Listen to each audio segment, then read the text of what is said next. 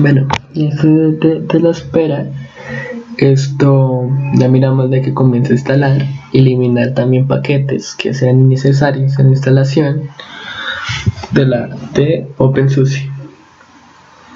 Ya miramos que esto es lo que ha instalado y desinstalado. Es el total restante, más o menos entre 5 minutos.